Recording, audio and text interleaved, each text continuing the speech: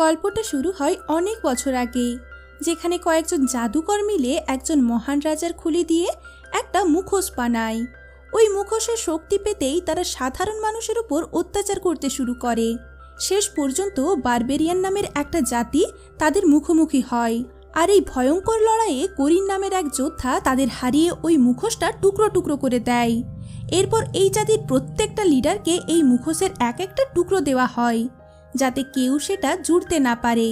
তখনই ভবিষ্যৎবাণী হয় একটা লোক এটা জুড়তে সফল হবে, তারপর একজন শক্তিশালী যোদ্ধা এসে সবাইকে রক্ষা করবে। এই যুদ্ধের পরে করিনের স্ত্রী একটা ছেলের জন্ম দেয়, আর তারপরেই তার স্ত্রী মারা যায়। করিন তার ছেলের নাম রাখে কোনান। এই ঘটনার বেশ কয়েক বছর কেটে যায়। এখন আমরা দেখি কোনান অনেক বড় হয়ে গেছে। করিন এই গ্রামের লিডার ছিল, আর একদিন সে এই গ্রামের সব যোদ্ধাদের মুখে ডিম রেখে জঙ্গলে যাওয়ার আদেশ দেয়। সে বলে যে এই ডিমটা ভালোভাবে নিয়ে ফিরে আসবে, সে এই খেলার বিজয়ী হবে। কোনানও এই খেলায় অংশগ্রহণ করার জেদ করে।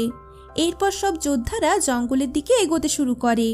রাস্তাটা অনেক কঠিন ছিল, আর তখনই হঠাৎ করে সেখানে একটা নরপক্ষী তাদের উপর আক্রমণ করে দেয়।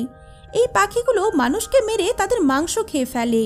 ওই পাখিটাকে দেখে ভয় পেয়ে সব লোকেরা সেখান থেকে পালিয়ে যায়, কিন্তু কোনান সেখানেই দাঁড়িয়ে থাকে, আর সে সব নরপক্ষীদের মেরে ফেলে। এরপর যখন সে ওই পাখির মাথা নিয়ে করিনের কাছে আসে, তখন করিন কোনানের বাহাদুরি দেখে অবাক হয়ে যায়। তার শক্তি দেখে করিন তাকে তলোয়ার যুদ্ধ শেখাতে শুরু করে। কয়েকদিন পরে শত্রুরা ওই গ্রামের ওপর আক্রমণ করে, আর এটা আর কেউ ছিল না, ওই লোকটা ছিল যার ব্যাপারে ভবিষ্যৎবাণী হয়েছিল। সে সব লিডারদের হারিয়ে ওই মুখোশের টুকরোগুলো একত্রিত করে নেয়। এখন শুধু তারা করিনের টুকরোটা খুঁজছিল। দুই দলের মধ্যে ভয়ঙ্কর যুদ্ধ শুরু হয়, আর এর ফলে অনেক ভালো ভালো যোদ্ধা মারা যায়। চারিদিকে আগুন লাগার ফলে হাহাকার সৃষ্টি হয়ে যায়। শেষ পর্যন্ত শত্রু জাইম করিনকে বন্দি করে নেয়, আর তার কাছে ওই মুখোশটার শেষ টুকরোটা খোঁজে। করিন সেটা দিতে না চাইলে জাইম তার উপর ভয়ঙ্কর অত্যাচার করে। তখনই কোনান মাঝখানে ঝাঁপ দিয়ে লুসিয়াস নামের একটা গুন্ডার নাক কেটে দেয়, কিন্তু গুন্ডারা তাড়াতাড়ি করিন আর কোনানকে ধরে তাদের মাথার উপর গরম লাভার বালতি ঝুলিয়ে দেয়। তখনই জাইমের মেয়ে ম্যারিক সেখানে আসে। সে মুখোশের প্রত্যেকটা টুকরোকে অনুভব করতে পারত। শেষ পর্যন্ত সে ওই লুকোনো টুকরোটা খুঁজে বের করে, আর সেটা নিয়ে জাইম পুরো মুখোশটা জোড়া লাগিয়ে ফেলে। এদিকে কোনান তার বাবার মাথার উপরে ঝোলানো লাভার বালতিটা টেনে ধরেছিল, এর ফলে তার হাতে ফোঁসকা পড়ে গিয়েছিল। কিন্তু হঠাৎ করে ওই গুন্ডারা কোনানের উপর আক্রমণ করতে যায়। তখন করিন নিজের উপর ওই লাভাটা ঢেলে নিয়ে কোনানের জীবন বাঁচিয়ে নেয়। ওইদিকে ওই মুখোশটা জোড়া লাগিয়ে জাইম পাগলের মতো হাসতে থাকে। এখন শুধুমাত্র ওই মুখোশের ওপর পবিত্র রক্ত লাগিয়ে তাকে জাগানো বাকি ছিল। জাইম ওই মুখোশটা নিয়ে চলে যায়, আর কোনান সেখানেই থেকে যায়। এই ঘটনার বেশ কিছু বছর পরে আমরা দেখতে পাই কোনান একজন মহান যোদ্ধা হয়ে গেছে। সে অনেক যুদ্ধ লড়েছে, অনেক শত্রুদের ধ্বংস করেছে, কিন্তু তার বাবার হত্যাকারী জাইমকে এখনো সে খুঁজে পায়নি। তার মধ্যে বদলার আগুন জ্বলছিল।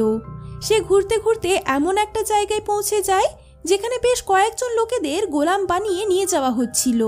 তখন কোনান আর তার বন্ধুরা মিলে এই বন্দীদের মুক্ত করার সিদ্ধান্ত নেয়। তারা সবাই মিলে ওই বন্দীদের মালিককে প্রচুর মারে। শেষ পর্যন্ত মুক্তি পাওয়ার পরে সব বন্দীরা উৎসব পালন করতে থাকে। তখনই সেখানে সাপ প্রজাতির লোক চলে আসে, আর কোনান দেখে এই সর্দারের নাক কাটা আছে। কোনান বুঝে যায় এই লোকটা ওই লোকটাই যার নাক সে কেটেছিল। তারা এলাসান নামের একটা চোরকে ধরতে এসেছিল। এখন কোনান চালাকি করে তাদের সাথে মিলে ধরা দেয়, যাতে সে তার টার্গেট জাইম পর্যন্ত পৌঁছাতে পারে। তাদের জেলে পৌঁছাতেই কোনান গার্ডের উপর আক্রমণ করতে শুরু করে দেয়। শেষ পর্যন্ত সে লুসিয়াসকে ধরে জাইম কোথায় আছে তা জিজ্ঞেস করে। লুসিয়াস বলে এখন জাইম অনেক শক্তিশালী হয়ে গেছে, আর সে ওই মুখোশটা জাগানোর জন্য পবিত্র রক্ত খুঁজছে। এটা জানার পরে কোনান জোরজবস্তি তাকে কারাগারের চাবিটা গেলা করায়, আর সব কয়েদিদের বলে দেয় এই লোকটার পেটে চাবি আছে। যারা যারা মুক্ত হতে চাও তারা এর পেট থেকে চাবি বের করে নাও। এর ফলে কয়েদিরা মুক্ত হওয়ার জন্য লুসিয়াসকে নির্মমভাবে হত্যা করে। এরপর আমরা তামারা নামের একটি মেয়েকে দেখি। সে একটা গ্রামে থাকতো। শুধুমাত্র তামারার রক্তটাই পবিত্র রক্ত। একদিন গ্রামের এক পণ্ডিত তাকে সাবধান করে দেয় খুব তাড়াতাড়ি কিছু লোক তাকে কিডন্যাপ করতে আসবে। কয়েকদিন পরে জাইম তার মেয়ে ম্যারিক আর সিপাহীদের সাথে গ্রামের উপর আক্রমণ করে। চারিদিকে হাহাকার শুরু হয়ে যায়। এর ফলে লোকেরা নিজেদের জীবন বাঁচানোর জন্য পালাতে থাকে। তখনই পণ্ডিত তামারাকে খুঁজে তাকে গ্রাম থেকে পালিয়ে যেতে বলে। তামারা জাইমের সিপাহীর খালি পালকিতে বসে সেখান থেকে পালিয়ে যায়, যাতে কারোর তার উপর সন্দেহ না হয়। দূর থেকে কোনান যখন জাইমের সিপাহীর পালকি দেখতে পায়, তখন সে ওই পালকির উপর ঝাঁপিয়ে পড়ে। এদিকে জাইমের লোকেরা ওই পালকির পিছু করতে করতে সেখানে পৌঁছে যায়। কোনান পালকিতে চড়ে তামারাকে জাইমের ব্যাপারে জিজ্ঞেস করে। তামারা বলে সে নিজেই জাইমের থেকে বেঁচে পালাচ্ছে। এটা শুনে কোনান তামারাকে বাঁচানোর জন্য জাইমের সিপাহীর মুখোমুখি হয়। সে সবাইকে প্রচণ্ড মারে। তার শক্তি আর বাহাদুরি দেখে রেমো নামের একজন সিপাহী প্রচণ্ড ভয় পেয়ে যায়। কোনান রেমোকে জাইমের কাছে এই খবরটা পাঠিয়ে দিতে বলে যে মেয়েটা তার কাছে আছে। সে যদি মেয়েটাকে চায় তাহলে জাইম যেন তার সামনে আসে। এদিকে গ্রামে ম্যারিক একজনকে মেরে তাদের রক্ত টেস্ট করে দেখছিল কার রক্তটা পবিত্র, কিন্তু তাদের মধ্যে কেউই পবিত্র ছিল না। তখনই একজন সিপাহী জাইমকে বলে রেমো একটি মেয়ের পিছু করতে করতে জঙ্গলে গেছে। জাইম বুঝে যায় এই মেয়েটা ওই মেয়েটাই যাকে সে খুঁজছে। ওইদিকে জঙ্গলে কোনান বুঝে গিয়েছিল তামারার পেছনে কেন সবাই পড়ে আছে। এই জন্য সে তামারাকে সাথে নিয়ে তার গ্রামের উদ্দেশ্যে রওনা দেয়। যখন রাত নেমে আসে তখন কোনান তামারাকে দড়ি দিয়ে বেঁধে দেয়, যাতে সে পালাতে না পারে, কারণ একমাত্র তামারার কারণেই সে জাইমের কাছে পৌঁছাতে পারবে। পরের দিন সকালবেলায় রেমো সেখানে এসে তামারার বদলে তাকে অনেক টাকা দেওয়ার লোভ দেখায়, কিন্তু কোনান তাকে বন্দি করে নেয় আর তাকে ঘোড়ার সাথে বেঁধে জাইমের ডেরায় যেতে থাকে। সেখানে পৌঁছে কোনান রেমোর মুখে কাপড় ঢুকিয়ে দেয় আর তাকে এত জোরে ছুঁড়ে দেয় যে সে সোজা জাইমের ডেরায় পৌঁছে যায়। সেখানে ম্যারিক তার মুখ থেকে কাপড়টা বের করে। ওই কাপড়ে লেখা ছিল কোনান জাইমের সাথে দেখা করতে চায়। ম্যারিক তার জাদু দিয়ে জানতে পেরে যায় তামারা তার সাথেই আছে। কিছুদিন পরে কোনান আর জাইম মুখোমুখি হয়। এদিকে কোনান তামারার হাতে ছুরি দিয়ে তাকে বেঁধে দিয়েছিল। এরপর জাইম কোনানকে টাকা দিয়ে তার কাছ থেকে তামারাকে কিনতে চাইছিল, কিন্তু কোনান জাইমের সাথে লড়াই করতে চাইছিল। তখন ম্যারিক তার জাদু দিয়ে মাটির সিপাহী তার সামনে দাঁড় করিয়ে দেয় আর হঠাৎ করে তার উপর আক্রমণ করতে বলে। তাদের সাথে লড়াই করা কোনানের পক্ষে সম্ভব হয়ে উঠছিল না, কারণ তারা বারবার মাটির সাথে মিশে যাচ্ছিল। কিন্তু কিছুক্ষণ পরে কোনান আর তাদের সাথে পারছিল না, এই জন্য সে এদিকে ওদিকে পালাতে থাকে। এরপর ওই মাটির সিপাহীরা তামারার উপর আক্রমণ করে। তখন তামারা ছুরি দিয়ে নিজেকে মুক্ত করে সেখান থেকে পালিয়ে যায়। শেষ পর্যন্ত কোনান অনেক উঁচুতে উঠে ওই মাটির সিপাহীদের নিচে ফেলে দেয় আর তারা মাটিতে মিশে যায়। এরপর কোনান তার তলোয়ার তুলে নেয় আর তামারার জীবনও বাঁচিয়ে নেয়। এরপর জাইম তার তলোয়ার নিয়ে কোনানের সাথে লড়াই করতে আসে। কোনান যখন তাকে বলে সে ওই ছেলেটা যার বাবার কাছ থেকে সে ওই মুখোশের শেষ টুকরোটা নিয়েছিল, তখন ম্যারিক তার জাদুর সাহায্যে কোনানের দিকে একটা বিষাক্ত হাতিয়ার ছুঁড়ে দেয়। ওই হাতিয়ারের আঘাতে কোনান দুর্বল হয়ে পড়ে। এর ফলে জাইম তাকে পটকে পটকে মারতে থাকে। তখনই তামারা সুযোগ দেখে তেলের ডাব্বায় আগুন লাগিয়ে সেখানে ব্লাস্ট করে দেয় আর কোনানের সাথে সেখান থেকে পালিয়ে যায়। তাড়াতাড়ি তারা দুজন সমুদ্রে লাফ দিয়ে দেয় আর সেখানে কোনানের বন্ধু আর্টাস তার জাহাজ নিয়ে চলে আসে।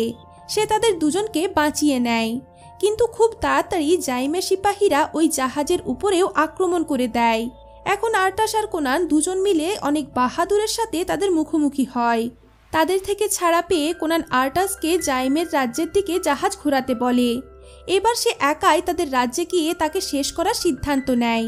কোনান চলে যাওয়ার পরে আর্টাস দেখে সে নকশা নিয়ে যেতে ভুলে গেছে। এই জন্য তামারা তাকে নকশা দিতে নিচে নামে।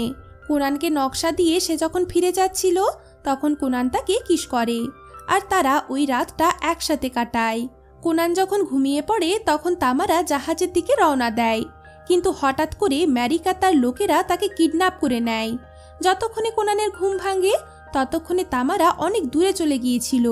ওইদিকে ম্যারিক তামারাকে নিয়ে জাইমের রাজ্যে পৌঁছে যায় আর তার রক্ত টেস্ট করে সে বুঝে যায় তামারাই বাবিরিয়ানের আসল উত্তরাধিকারী ছিল। এদিকে কোনান তার পুরনো বন্ধু এলেশানের কাছে সাহায্য চাইতে যায়, যাকে সে লুসিয়াসের খপ্পর থেকে বাঁচিয়েছিল। এলেশান রাজি হয়ে যায় আর তারা দুজন জাইমের মহলে গুপ্ত রাস্তা দিয়ে পৌঁছে যায়। সেখানে একটা গুপ্ত সুড়ঙ্গ ছিল, যার তালাটা এলেশান তার একটা বিশেষ চাবি দিয়ে ভেঙে ফেলে। গুহায় অনেক জল ছিল আর হঠাৎ করেই একটা বিষধর সাপ এলেশানকে ধরে টেনে নিচে নিয়ে যায়। তখন কোনান ওই সাপকে মেরে তার জীবন বাঁচিয়ে নেয়। ওইদিকে ম্যারিক তামারাকে তার মায়ের একটা কাপড় পরিয়ে একটা গোলায় বেঁধে দেয়, কারণ সে তার বলি দিয়ে তার মাকে বাঁচাতে চায়। এদিকে কোনান তার বন্ধুর সাথে এগিয়ে যায়। তখনই কয়েকজন ভয়ঙ্কর সিপাহী আর সাপ তাদের উপর আক্রমণ করে, কিন্তু কোনান সবার সাথে মোকাবিলা করে শেষ পর্যন্ত বাইরে বেরিয়ে আসে। এরপর সে তার বন্ধুর জীবন বিপদে না ফেলে একা এগিয়ে যাওয়ার সিদ্ধান্ত নেয়। সে দেখতে পায় তামারাকে একটা বিশেষ গুহায় নিয়ে যাওয়া হচ্ছে। সেখানে পৌঁছাতে পৌঁছাতে কোনানের রাত হয়ে যায়। ততক্ষণে জাইম তামারার রক্ত বের করে ওই মুখোশের ওপর লাগিয়ে দিয়েছিল। হঠাৎ করে ওই মুখোশটা জাদুর সাহায্যে নড়তে থাকে। তখন জাইম সেটা নিজের মুখে লাগিয়ে কিছু জাদুর মন্ত্র বলতে থাকে, যাতে করে তার স্ত্রী বেঁচে ওঠে। কিন্তু হঠাৎ করে কোনান তার উপর আক্রমণ করে দেয়। তখনই মাটিটা জোরে জোরে কাঁপতে থাকে। এর ফলে তামারা ওই গোলার সাথে একটা গভীর খালে পড়ে যায়। তখন কোনান তাকে বাঁচানোর জন্য ঝাঁপ দেয়। এরপর কোনান আর তামারা পালাতে থাকে, কিন্তু তখনই একটা দেওয়াল পড়ে গিয়ে তাদের দুজনকে আলাদা করে দেয়। এদিকে তামারা একটা সেতুর উপর দৌড়াচ্ছিল, কিন্তু তখনই হঠাৎ করে ওই সেতুটা ভেঙে যায় আর তামারা নিচে পড়ে যায়। কিন্তু কোনান তার শিকল ধরে তাকে বাঁচিয়ে নেয়। তখনই জাইম সেখানে এসে জাদুমন্ত্র পড়তে থাকে। হঠাৎ করে জাইমের স্ত্রীর আত্মাটা তামারার শরীরের ভেতর ঢুকে যায়। এটা দেখে জাইম কোনানের উপর জোরে জোরে হাসতে থাকে। তখন কোনান তার তলোয়ার দিয়ে সেতুটা ভেঙে জাইমকে নিচে ফেলে দেয়। শেষ পর্যন্ত পড়ে গিয়ে জাইম মারা যায় আর মন্ত্রটাও মাঝপথে বন্ধ হয়ে যায়। এর ফলে তামারার শরীর থেকে আত্মাটা বেরিয়ে যায়। এরপর কোনান তামারাকে উপরে টেনে আনে আর দুজন সুরক্ষিতভাবে বাইরে বেরিয়ে যায়। এভাবেই কোনানের বদলা পূরণ হয় আর এখানেই এই গল্পটা শেষ হয়ে যায়।